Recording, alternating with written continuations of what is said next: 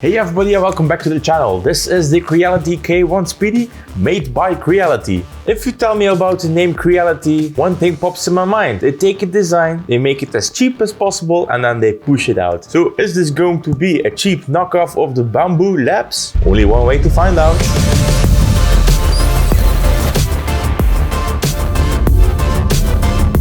So this is a European paid-for sample, and as you can see, it doesn't come with a wooden box, and the box is damaged. So let's hope that there is a good enough packing inside, so we don't have a damaged printer.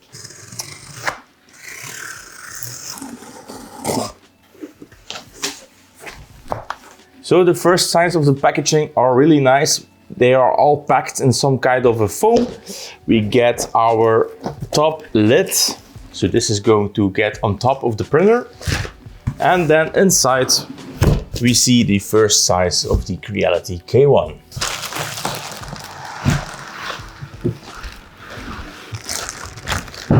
So it all looks nice and packaged. We have a lot of soft foaming. There is in the box a lot of foam left. And here we have the Creality K1.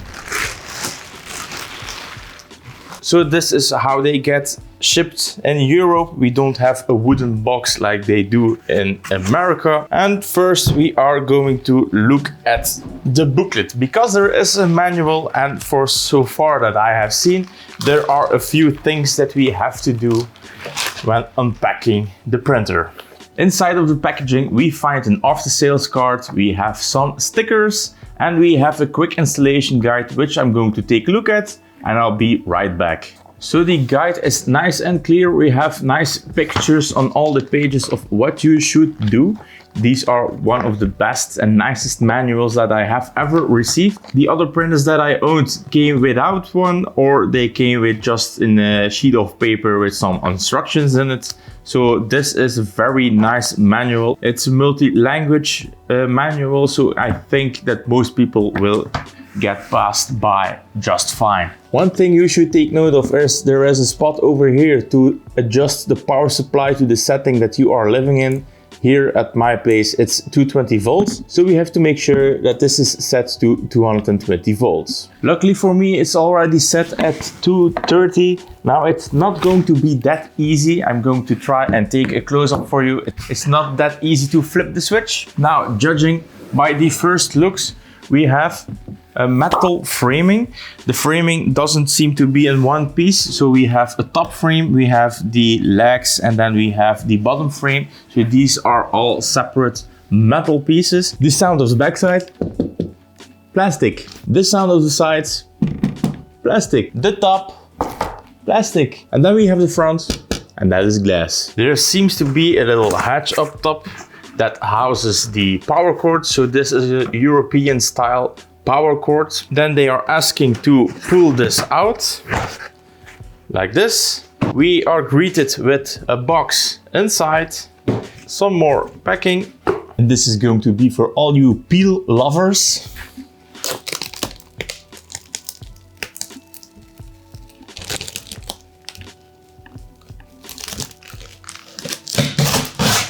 Opening the door for the first time, one thing I can already note that I'm not too happy about is that the door only opens about 90 degrees. So this isn't super handy. The Jupiter in the back of the corner opens up completely.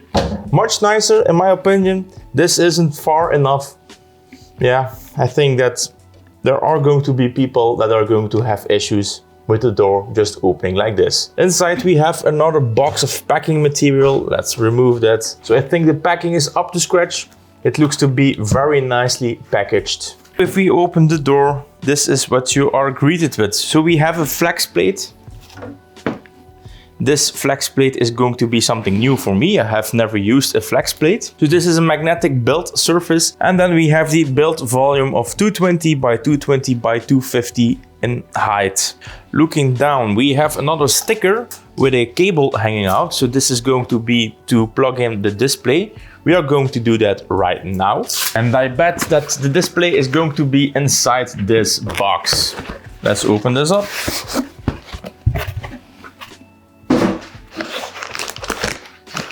Right over here, this is going to be the display. This is nicely packaged in some anti-static material. It feels very lightweight, but it's looking okay. Nice, great design. This is going to look great on the printer. Behind the screen, it looks like we have some rubber feet. And we have what I think is going to be a spool holder. Then we have another box. And in this box contains, I think, some materials. So in this box we have some stabby things. We have a USB flash drive. We have a wrench. We have a spatula. And this is going to be, if I have to guess, some loop for the linear rails. We also have some hardware and some things to fasten stuff. And underneath that box we have a little box of 200 grams of Creality Hyper PLA white. Now, why would they include PLA white? I think that it's harder to see some defects on the PLA white. I'm going to use it for my first test print, and then I'm going to switch up the colors to see if we can see more defects on another color. So the kit looks to be coming completed with some filament, which is very nice for somebody that this is going to be their first printer of. Now it's time to assemble everything. I'm going to clean up the rails, install the screen, and let's do a first test print. First, let's start with the rubber feet. We will have to turn it on its side. Like I mentioned, we already have some rubber feet. I'm not sure why they do this separate. This is already a rubbery material. I think this is to give this underside a Z offset, so there is more room for the fans to pull in some air and cool the electronics. Speaking of the electronics, maybe that's the first thing that I'm going to do, is open the bag and see what's inside. So removing the rubber feet and 2 extra hex heads reveals the backside of the printer. We have a fan mounted on the backside. We have a nice daughter board. Then the next thing that I see is that the drivers are going to be soldered in, so you will not be able to swap them out. If one of them fails, you will have to replace the complete board. Then we see that we have some kind of a fuse. All the connectors are looking to be glued, so they are not wiggling out of it. And then we have the tension system. This is probably going to be for the Z-axis, which is, by the way, very loosey-goosey. So we are going to check if everything moves. If this isn't too loose, we have a Creality branded power supply. And one thing that I'm going to do is make sure that all these connections are nice and tight. I can already spot that we also have some kind of an antenna. So this is going to include some Wi-Fi capabilities. It looks like we have a motor right over here. And the frame is double grounded, which is really great.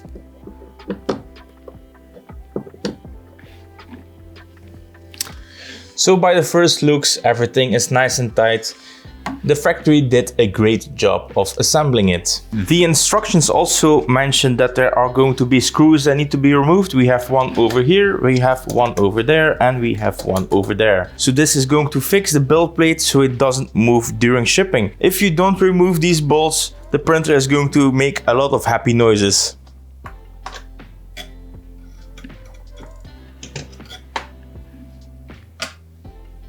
So we have a Creality motor right over here. So this is going to do the Z-axis, and then we have one and a second one.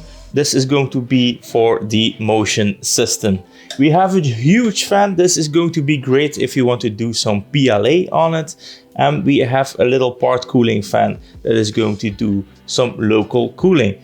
Looking by the nozzle, this has been tested. So there is a teeny tiny little bit of, like you can see, there is some filament on the nozzle, so they have tested the machine. On the top side, we have the linear rail. I have heard that there is some sticky residue on it. This looks to be some kind of a grease. I'm going to clean it up and I'm going to use my own grease. I tend to not be a fan of grease on linear rail systems. I like to use some tin oil. So I'm going to clean it up and replace the grease with some tin oil. And I will be doing the same for the linear Z-axis. So I cleaned up the rails, and as you can see, there's still a lot of goo on it. It's black, so it does mean that there is some junk on it. I would recommend that if you receive the printer, you clean out the rails I use a very fine loop to get some smooth motions. So one thing I don't understand really is the cable chain. If this head is going way on the side, it's grabbing on this corner and it's just squishing the cable right here. So this doesn't look very healthy. Maybe that the top cover will fix this problem, but this seems to be a problem in my opinion. I have also seen people removing this filament tube and just leaving it loosey-goosey. I think it's going to be a better idea, so I'm going to do the same and remove this PTFE tube. There is a little pull tab that you can remove, which I'm doing right now. So this is the pull tab. Now you can remove this tubing and I'm going to pull it out of the chain. Reinsert it on the top and we put in back this blue little washer. Just like that. The extruder seems to be having some kind of knob. So we have the extruder right here. We have a nice and solid chunking switch. This is going to engage and disengage the filament. So if you want to change the filament out, you will have to put it on the right side like it's right now. And if you put it to the left, you will engage the filament and it will start extruding. If you have seen the early samples, this seemed to be a problem in the first samples. This is looking like a very heavy duty switch now, and I would be very surprised that this plastic cable chain will disengage the filament by pushing on it. This is very tough to do. I think they revised it already, so the first problems already have been fixed.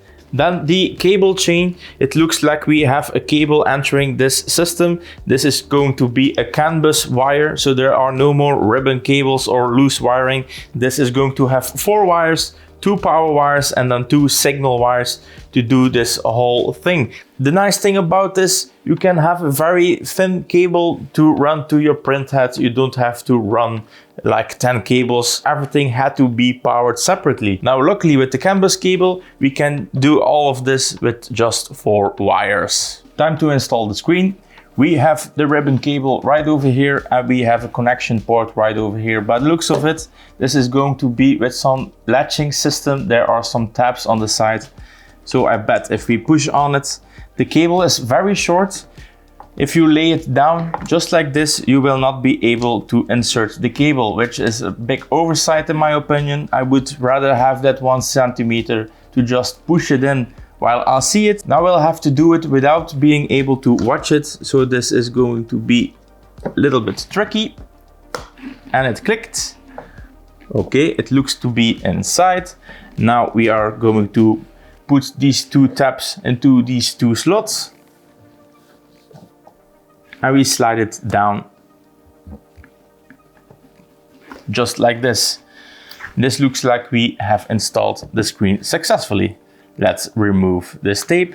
There are still some nice warnings about checking the power supply, so make sure you check the power supply. Back inside we have an exhaust fan, so if you're printing with PLA you can extract the heat with this fan, or if you want to put in some filtering, or if you are printing with ABS you can vent it outside. We have a cable chain right over here. This cable chain will house the cable of the bed. This is the bed cabling and I think we're there. We are ready to start the printer for the first time. Plugging it in is going to be straightforward. We have a port right over here. Now one thing I see is that they didn't flip the switch to the 0 position. This is going to be a lot better because when you are going to put this cable into your socket, you will create some sparks. This way you don't. We can see all the lights are starting to shine inside and we have a startup screen. And now we are probably having to go to some kind of a setup process. The standby sound doesn't seem to be all that bad. We can hear some fans. Of course, I removed this fan because I'm going to tension it later because I found it very loose. But first we do the setup. So we are greeted with a lot of languages. Just pick the one that you want, but I'm going to leave it in English. Press next. We have to remove these 3 bolts, which I did. Now they ask if we remove everything. Yes, we did. And one thing I already note, which is funny, is this door. If we look at the top, this door is not straight. and we are hitting the screen. This doesn't look really good, right? This looks to be a problem, but we are going to fix it later. Maybe it's because we removed the feed. So we removed everything inside, okay.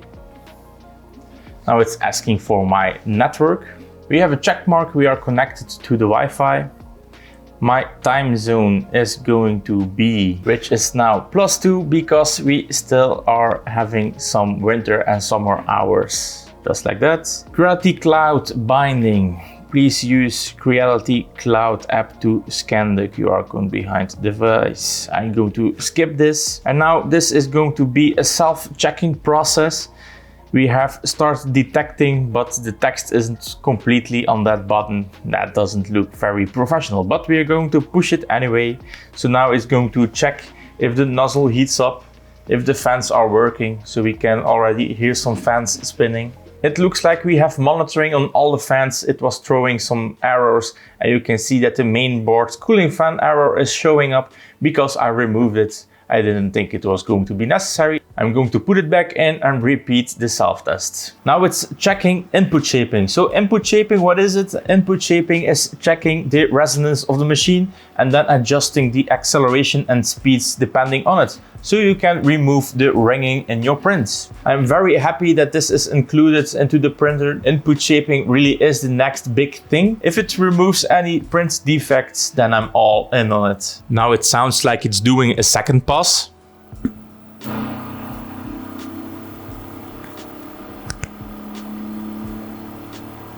And it's turning up the fans, which is super loud. So now this big fan on the side and this fan on top is spinning. My God, if you are having this in your bedroom or in your living room, you're going to have a bad time. Right here on the tip of my yellow thingy seems to be a temperature probe for the enclosure, which looks nice. But if we look at the screen, there doesn't seem to be a mention of the enclosure temperature. One thing I like is that this removable bed has 2 notches up top, so we can align it perfectly. Now I'm going to remove all the wrapping paper and do a test print. Also, funny thing, it asks to apply glue before the print. They include a lot of things. I even found this handy pair of snippers, but they do not include a glue stick. If you are saying that we have to use a glue stick, then please include it into the build. Installing the spool holder is as easy as just twisting it in. Like this. Like we have already mentioned, we want to put this in the open position. We want to push on the filament. Now we are into the geared extruder. Then we have to load up the filament. We have here a tab extrude and retract. I'm going to set a nozzle temperature of 240 degrees and we want to extrude. So I'm going to push the extrude button. Now we can see that the nozzle is heating. And once it's hot enough, I'm gonna push in this filament even further and I'm going to latch it closed. So now the filament is engaged with this gear and when it's hot, it should start extruding. And we can see it's making its first little poop. I'm going to move to the axis movement. Also, this time we don't have full text on this button. I think this looks very cheap. I don't know why, but okay. Then we are going to move the axis down. I'm going to set it on 30 mil. All right. So we have our first little poop right over here. Let's remove it. Looking at the menu, we have a home button where we can see the nozzle temperature, the bed temperature. We have a light spot. If we push this button, the light is getting on and off in the enclosure. Then we have a ventilation button right over here. We have model fan, we have side fan. The side fan is the big one right here. This is the super loud one. Oh my God, it's extreme. We have the back fan. The back fan is this one. It's actually not that loud. And then we have the model fan. The model fan is going to be this one, and also this fan is super high RPM. So this machine is created to print PLA super fast. I'm more of an ABS boy, so I'm going to test it first with some PLA, and then we are going to switch it up to some ABS printing. Back to the menus, we have the file button. Inside there seems to be some kind of a memory because we have a CAD, we have a test print, we have a first layer testing, and we have a benchy. And the USB isn't even plugged in, so this is a nice feature. We have local storage. This is probably going to be useful if we are using cloud printing. So we have local, we have the USB drive. I'm gonna plug it in and see what's on it. Doesn't seem to be anything on the USB. And then we have history. We didn't print anything, so we don't have a history. We have the settings button, we have screen. This is going to be your brightness. Yes, this is the brightness. We have a screen off to save power, I presume. We have our language, we have the self-test, we can redo it all over again. We have bind the Creality, this is to get you back to the cloud. Time zone, expert log, version, reset, and about. Right here we have this little Android man. We have a link to the online manual, probably with a QR code. Yes, we have a QR code. And then we have frequently asked questions also with a QR code. All by all, it seems to be looking fine, the screen. I would love if there would be an update so we can also have enclosure temperature. We have seen that there is a probe inside, so I really like it if this thing would also display enclosure temperature. Another mention I want to make is that there seems to be a cable. This is probably going to be for the built-in camera. There is no camera available at the kit. You have to buy it optionally, which is okay in my opinion. If you don't want it, you don't have to pay for it. If you want it, I'm going to pop it up right here. Another thing that seems to be included is this nice acrylic top panel. On the other side we have embedded magnets on each corner, which is going to correspond with these screws right here in the corner. There is a part open at the back in which these cables are going to live in. If you give a nice push on it, everything snaps in together. Now we have a fully enclosed build space to print super hard materials like nylon and all that stuff. But first we are going to remove it again because we are going to print in some PLA. So we are going to the files, we are going to look at local, and these are pre-sliced files from the manufacturer, and this benchy should take 50 minutes to print. One nice thing is that there seems to be some kind of a preview. We cannot rotate the preview. This is just a preview of the benchy. We have a tab of calibration right over there. I think this is going to be for the bed leveling. If you check this probably will mean that it will do a calibration. This print supposedly should take about 50 minutes with a bed temperature of 60 degrees and a nozzle temperature of 210 degrees Celsius. First I'm going to start without glue stick. I'm going to test it if PLA will stick to it just like it is. And if not, I'm going to use this, do some glue stick on it, and we will do the test again. One thing that annoys me so much is this door doesn't want to stay open. As soon as I remove the obstacle, it closes back. This is super annoying.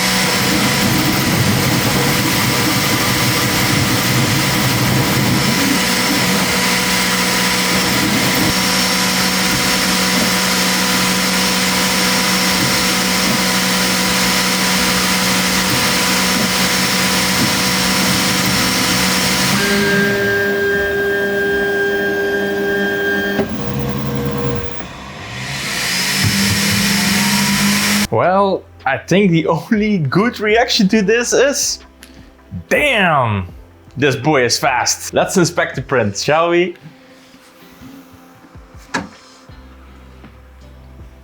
So this was the first try. It came out great. Now the white color is going to hide a lot of imperfections, but like I said in the review, I will do other colors, other materials and all that good stuff. First, let's peel it off. Came off just fine. No glue stick. And let's have a look at this benchy, shall we? This benchy is looking great. We had some absolute great cooling right over here. This is most of the times the weak spot on any printer, and we will see some artifacting right over here. It absolutely nailed it. The only thing that I can see is we have some defects on the pole right over here, but the bridging, oh my god guys, this bridging is just perfect. This little chimney, it came out perfect. Other inconsistencies, we can almost see none of them. This is just crazy. And please keep in mind that this has been the fastest benchy that I personally have ever printed. I own right over there a now obsolete Sidewinder X1. If this is your first Core XY printer and you are coming from a bed slinger like I do, man, this is a complete game changer. One cool thing at the end of a print, this hot end started parking in front of the cooling fan and it started blowing some cold air on the nozzle just to cool it down. I thought that was a really cool little thing. Now this printer is not quiet, not at all. It's super loud, but it's with a good reason, and it is part cooling fan on PLA.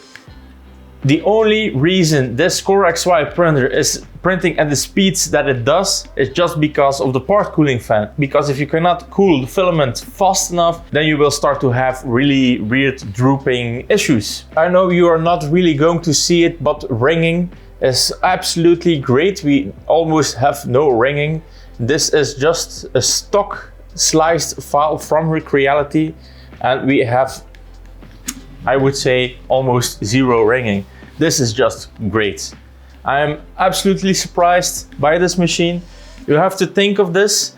It's all started with the Voron. The Vorons were super expensive. They are €1,000 plus. Now you have the Bamboo Labs X1 Carbon, I think it is.